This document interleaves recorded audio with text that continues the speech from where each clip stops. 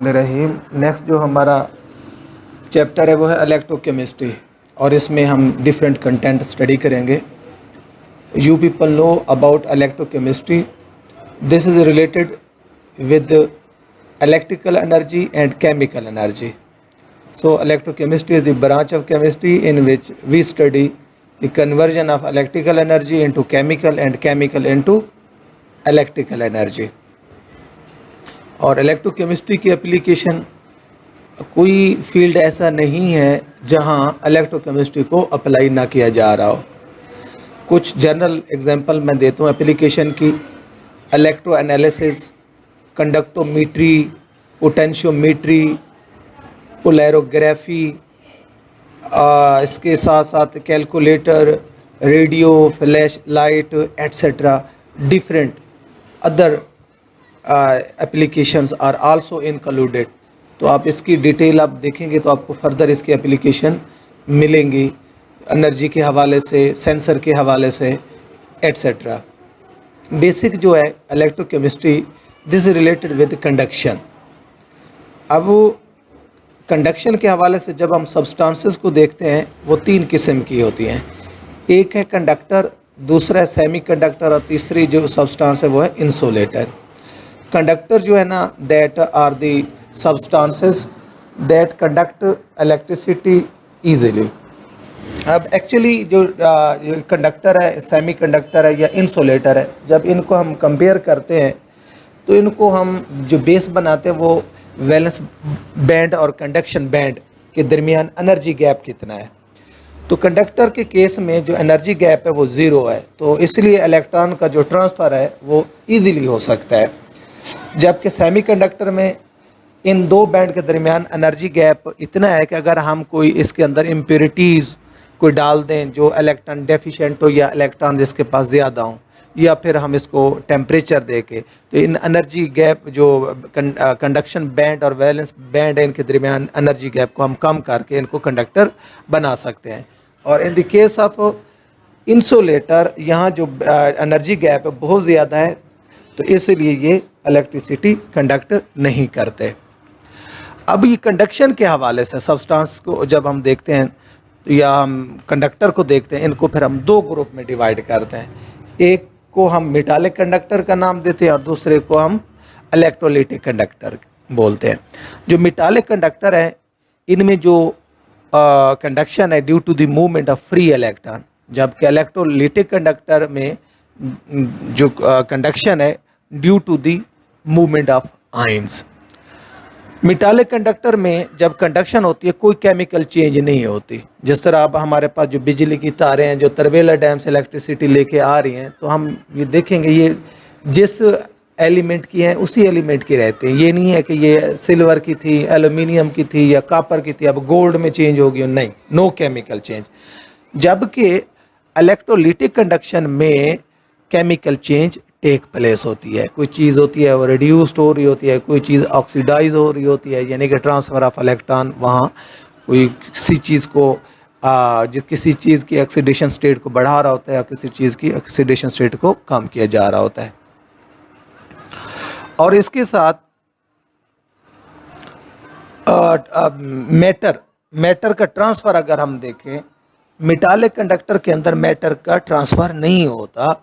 कि ये नहीं है कि during the metallic conduction matter flow कर रहा हो, ट्रांसफ़र हो रहा हो, जबकि in the case of electrolytic conduction यहाँ जो है मैटर का ट्रांसफ़र होता है। आप जानते हैं इलेक्ट्रोलाइटिक कंडक्शन में अब बैटरी को ले लें तो बैटरी का एक सेल जो है वो मोटे से मोटा हो रहा होता है, दूसरा जो है वो थिन से थिन हो रहा होता है, तो वहाँ transfer of material take place होता है। अगर हम टेम्परेचर के इफेक्ट देखें तो if we increase temperature metallic conduction decrease है। एक्चुअली इसकी रीज़न ये होगी कि जब वो टेम्परेचर बढ़ाते हैं ना तो मेटल कंडक्टर के जो एटम है वो वाइब्रेट करना शुरू कर देते हैं, तो जो फ्लो है इलेक्ट्रॉन का वो रिटार्ड होता है, हिंड्रेंस, ये रुकावट का सबब बनते हैं एटम और उसके फ्लो को डाउन कर देते हैं। इसलिए टेम्परेचर बढ़ाने से मेटालिक कंडक्शन डाउन होती है। और जबकि जो आयनिक कंडक्शन है इलेक्ट्रोलाइटिक में वो इंक्रीज़ होती है, उसमें या तो ये होता है कि इलेक्ट्रोलाइट फर्दर डिसोसिएट होता है या फिर मूवमेंट ऑफ आयन जो है वो इंक्रीज हो जाती है।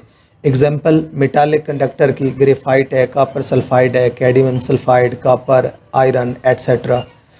और electrolytic conduction sodium chloride, copper sulphate, sodium hydroxide etcetera, इनके सोल्यूशन वगैरह ये शो करते हैं इलेक्ट्रोलिटिक कंडक्शन। और नेक्स्ट है रिडॉक्स रिएक्शन। रिडॉक्स रिएक्शन होते क्या है? रिडॉक्स वर्ड ही अपनी डेफिनेशन बता रहा है कि ऐसे रिएक्शन जहां रिडक्शन और ऑक्सीडेशन इन्वॉल्व हो, यानी कि एक स्पीशीज से इलेक्ट्रॉन ट्रांसफ़र हो रहा है और दूसरी स्पीशीज उस इलेक्ट्रॉन को एब्जॉर्ब कर रही होती है। तो इस बेस पर हम स्पीशीज़ को दो ग्रुप में हम डिवाइड कर सकते हैं कि यानी कि एक स्पीशीज़ जो इलेक्ट्रॉन जहाँ से रिमूव हो रहा है तो हम कहेंगे इसकी हो रही है ऑक्सीडेशन, क्योंकि due to the removal of electron oxidation state is increase. और जबकि जहाँ इलेक्ट्रॉन ऐड हो रहा होता है उसकी ऑक्सीडेशन स्टेट डाउन होती है, और जिसकी ऑक्सीडेशन हो रही होती है इसको रिड्यूसिंग एजेंट भी कहते हैं और दूसरे को हम ऑक्सीडाइजिंग एजेंट कहेंगे। तो यहाँ एक एग्जांपल है कि लेट सपोज ए स्पीशीज़ है, इस इलेक्ट्रॉन शिफ्ट हो रहा है बी की तरफ, तो अब क्या हो जाएगा कि ए की जो ऑक्सीडेशन स्टेट जो ये बढ़ जाएगी, बी की कम हो जाएगी, ऑक्सीडेशन स्टेट डाउन हो जाएगी। तो ए जो है एज ए रिड्यूसिंग एजेंट कहलाएगा जबकि बी ऑक्सीडाइजिंग एजेंट कहलाएगा। इसी तरह ए को हम रिडक्टेंट भी कह सकते हैं और बी को ऑक्सीडेंट भी। तो इसमें रिडॉक्स रिएक्शन में एक्चुअली रिडक्शन और ऑक्सीडेशन ही होती है।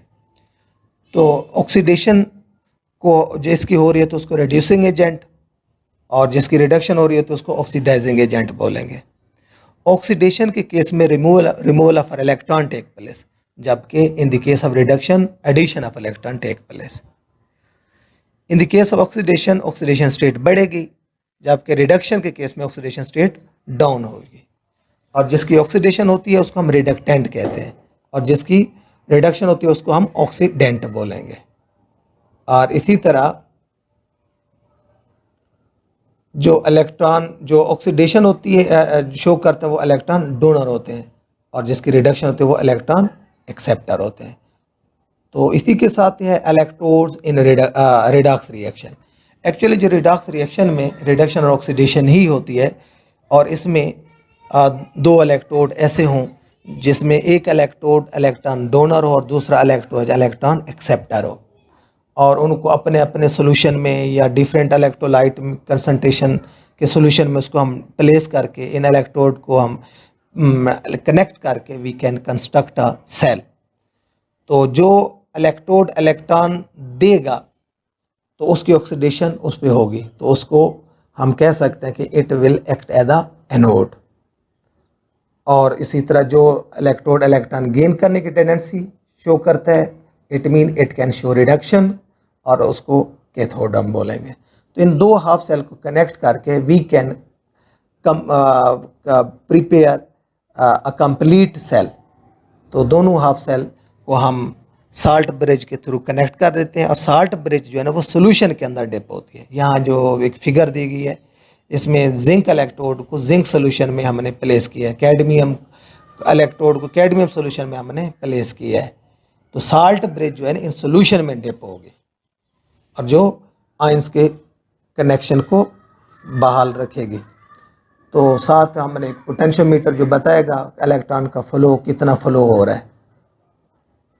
तो इसी तरह जो जिंक है ये have a tendency to lose electron, anode के तौर पर यूज़ करेंगे, और जो कैडमियम है वो गेन करने की टेंडेंसी रखता है, वो it will act as a cathode.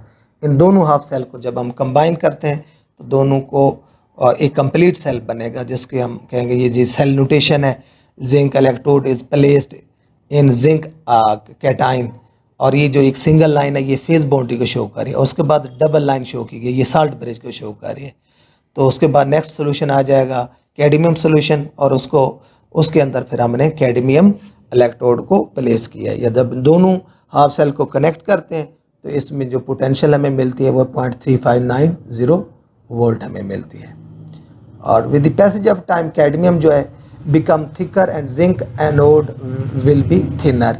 क्यों? जिंक जो है अपने इलेक्ट्रॉन रिलीज करेगा, इलेक्ट्रॉन जाएंगे बाहर वाले सर्किट में कैथोड की तरफ, और जो जिंक एटम है वो आयन में कन्वर्ट हो जाएगा, वो सोल्यूशन में आ जाएगा। इस तरह जो जिंक इलेक्ट्रोड है वो थिन होता जाएगा।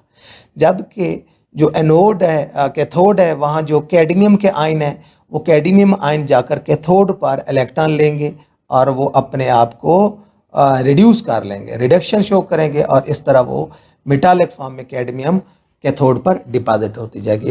इसलिए हम कहते हैं कि जो एनोड है वो थिनर होता जाएगा और जो कैथोड है वो थिक होता जाएगा। यहाँ जो एग्जांपल है, एक नेक्स्ट जो एग्जांपल है मैग्नीशियम और ऑक्सीजन की, तो प्रोडक्ट बन रहा है मैग्नीशियम ऑक्साइड का, और इसमें मैग्नीशियम रिड्यूसिंग एजेंट है, ऑक्सीजन ऑक्सीडाइजिंग एजेंट है। नेक्स्ट एग्जांपल है कॉपर ऑक्साइड और hydrogen. Copper oxide oxidising agent के तौर पर एक्ट कर रहा है, और जो कॉपर है जिंक जो रिड्यूसिंग एजेंट के तौर, कॉपर ऑक्साइड ऑक्सीडाइजिंग एजेंट के तौर पर, और हाइड्रोजन रिड्यूसिंग एजेंट के तौर पर। तो इस तरह और भी बहुत सारी एग्जांपल आपको मिलेंगी। Thank you. अल्लाह हाफिज़।